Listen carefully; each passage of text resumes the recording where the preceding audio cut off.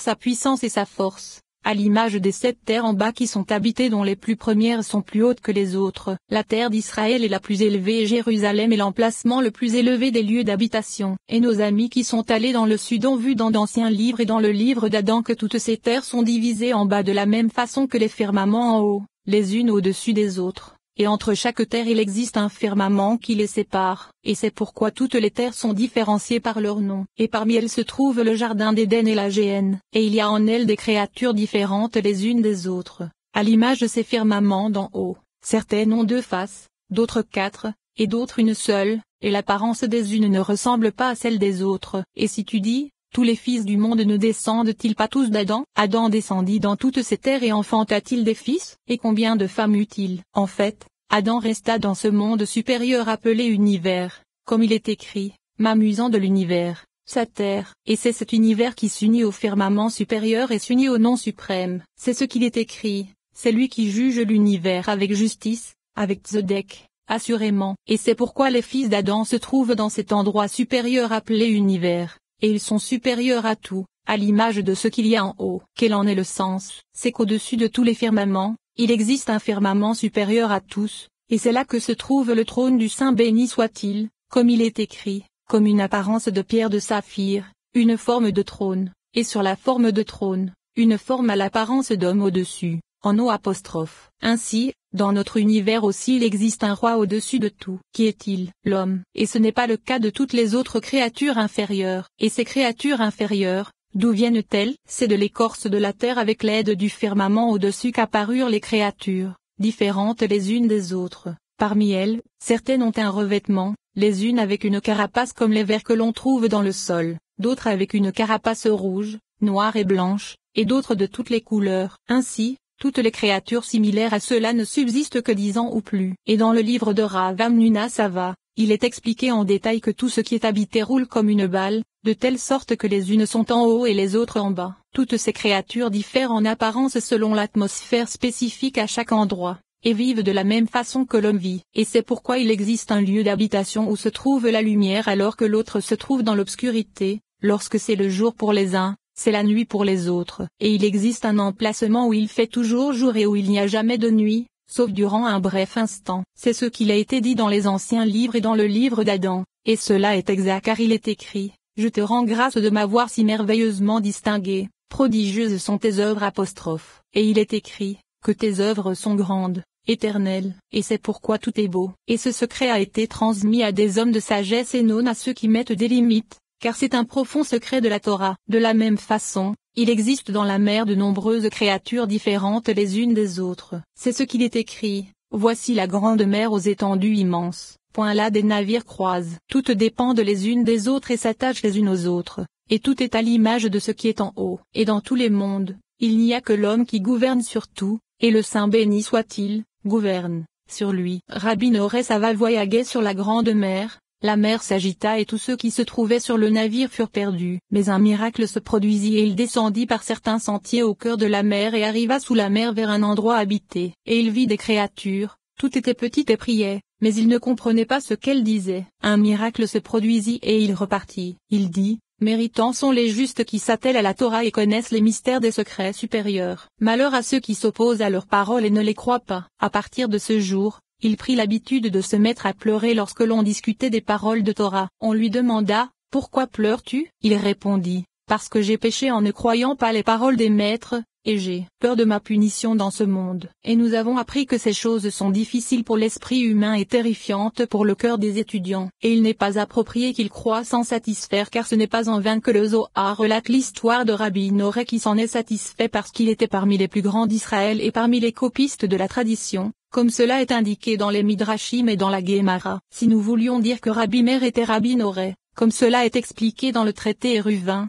ou si nous disions qu'il ne s'agit que de lui-même, comme cela est indiqué dans ces paroles qui ont précédé le Rashbi, qu'il repose en paix, ou bien qu'il était de son époque et qu'il était renommé et distingué dans sa génération, comme cela est indiqué dans le Midrash sur Ruth à partir du Zohar de même que dans le Sefer Abaïr.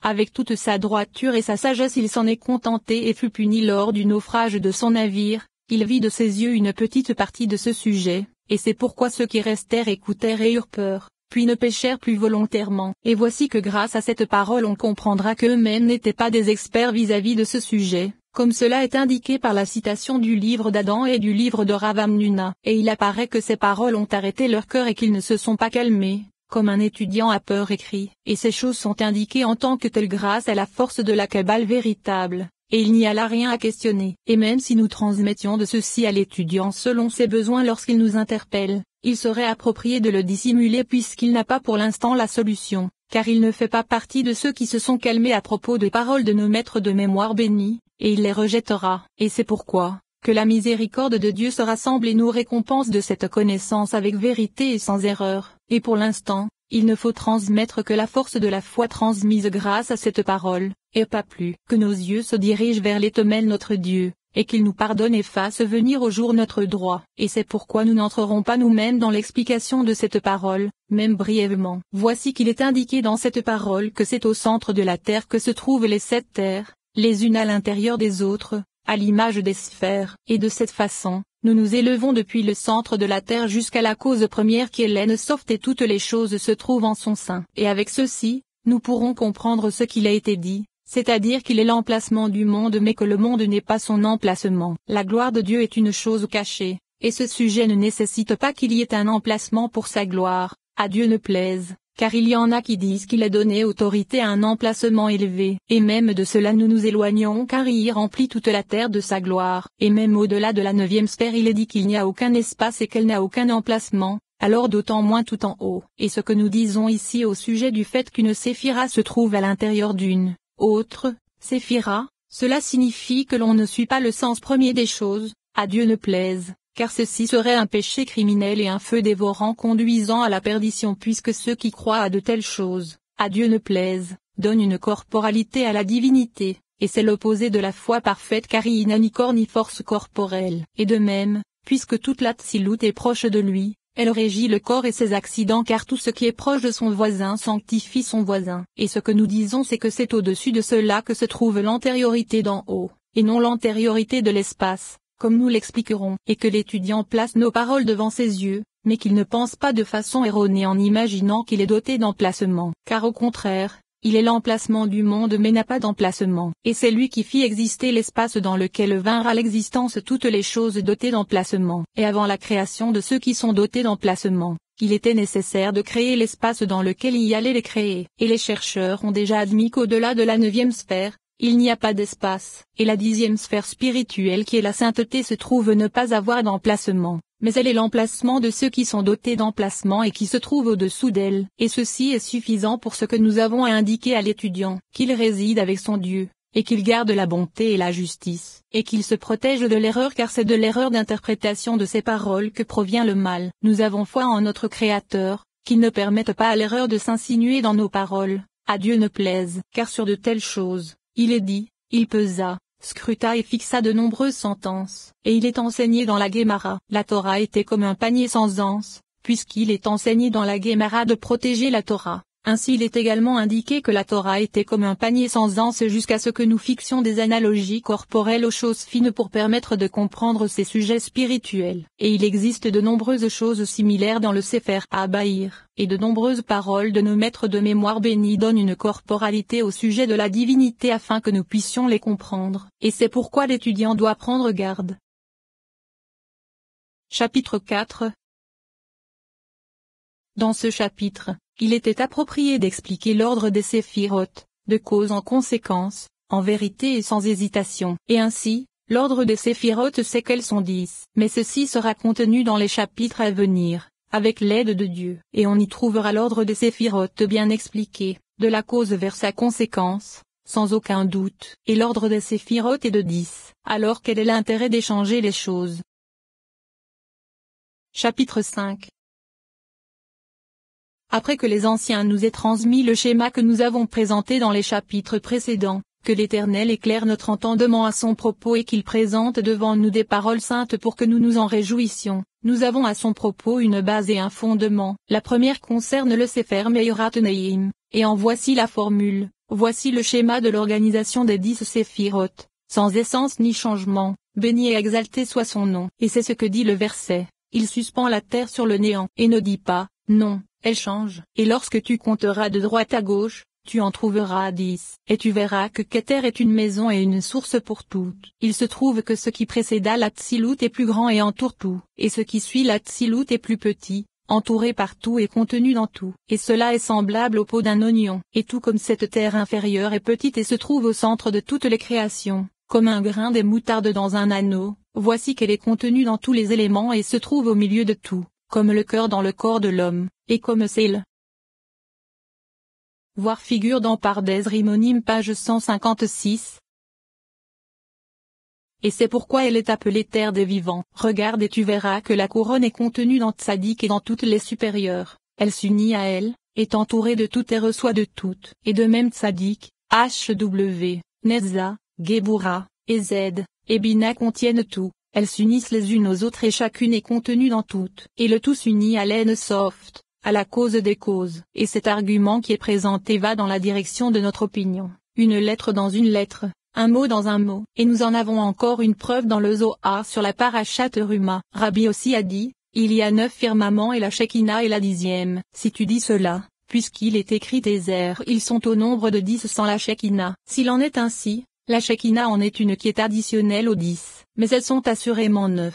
Et ce sont les 9 jours qu'il y a entre Rosh Hashanah et Yom Kippourim. Et Yom Kippourim est le 10e. Et il en est de même pour le tabernacle qui comportait 10 tentures. Les 10 firmaments sont le secret des secrets qui est transmis uniquement à ceux qui connaissent la sagesse. Et tout se trouve dans les secrets de la sainte lampe qui révéla le secret de chaque firmament et de ceux qui officient dans chacun d'entre eux. Il y a 7 firmaments en haut et 7 firmaments en bas comme en haut. Il y a 7 firmaments dans lesquels se trouvent les étoiles et les constellations pour gouverner le monde selon sa voie, de la façon nécessaire. Parmi eux, le plus estimable est le 7e, outre le 8e qui les gouverne tous et se trouve au-dessus d'eux, comme il est écrit, exaltez celui qui chevauche le firmament. Qui est celui qui chevauche le firmament? Et qu'est-ce qu'Aravot? Aravot est le 7e firmament. Pourquoi est-il appelé Aravot?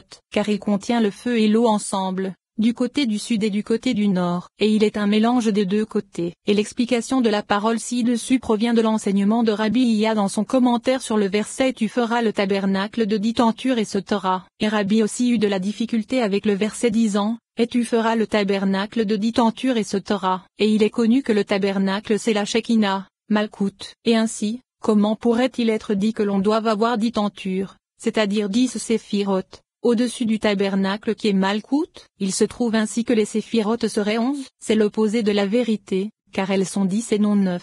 10 et non 11 comme cela est expliqué dans la section 10 et non 9. C'est pourquoi il est dit que les 10 tentures ne représentent pas les 10 séphiroth outre la Shekinah, mais que ce sont ces 9 firmaments. Explication. Il n'y a que 9 séphiroth au-dessus de la Shekinah, et la Shekinah est la 10e. Et c'est l'expression du 9 qui est utilisée, car il n'est pas 10 et 10 firmaments, et la Shekinah est l'une d'entre eux puisque cela serait plus précis que la Shekinah soit également appelée firmament, comme cela est expliqué dans ces paroles. Le sens en est que puisque l'erreur provient du fait qu'il soit dit le tabernacle, qui est la Shekinah, tu le feras de 10 tentures semble dire qu'il y a 10 séphiroth au-dessus de Malkout. Et pour nous garder de cette erreur, il est dit concernant cette erreur 9 firmaments, et la Shekinah qui est le tabernacle est le 10e des firmaments, et c'est ce qu'il est dit. Et la Shekinah est la 10e, et c'est pourquoi tu diras 10 et ce Torah. L'explication en est que si tu veux dire qu'à partir du fait que le verset énonce et tu feras le tabernacle de 10 tentures et ce Torah, et non 9 tentures, il semble qu'elles sont 10 outre la Shekinah, à Dieu ne plaise, alors il se trouve que cela signifierait qu'elles sont 11. Or le verset du Sefer Yetzirah dit 10 et non 11, et c'est pourquoi il n'a voulu dire que s'il en est ainsi, la Shekinah en est une additionnelle, et en indiquant les mots une additionnelle, qui ne connaît pas le verset qui dit 10 et non 11, et ce qui est ajouté à 10 ne tombe pas sous cette dénomination, mais elles sont assurément 9 et ce Torah. Et l'intention de Rabbi aussi n'était pas de dire que le Yom Kippourim c'est Malkout et que les 10 jours de repentir vont de haut en bas, car il a déjà été expliqué dans le Zohar dans les Tikkunim et en de nombreux endroits que le Yom Kippourim se réfère à Bina, et le témoin de cela en sont les 5 afflictions, et c'est la source du monde à venir, comme nos maîtres de mémoire bénis l'ont dit. Le monde à venir ne connaît ni la nourriture ni la boisson et ce Torah. Mais l'intention de Rabbi aussi n'était autre que de nous dire que les séphiroth sont 10, à l'image de ces jours, qui ne sont que 10. Et si les séphiroth étaient 11, il y aurait 11 jours. Et tout comme il y a 9 jours écueillés au Yom Kippourim et le 10e, de même il est approprié à propos des séphirotes que le tabernacle soit lui-même le 10e. Et le sujet en est que les 10 jours de repentir sont des jours qui se réfèrent à la Teshuvah qui est Bina. Et voici que le Yod c'est la Teshuvah elle-même, c'est-à-dire le degré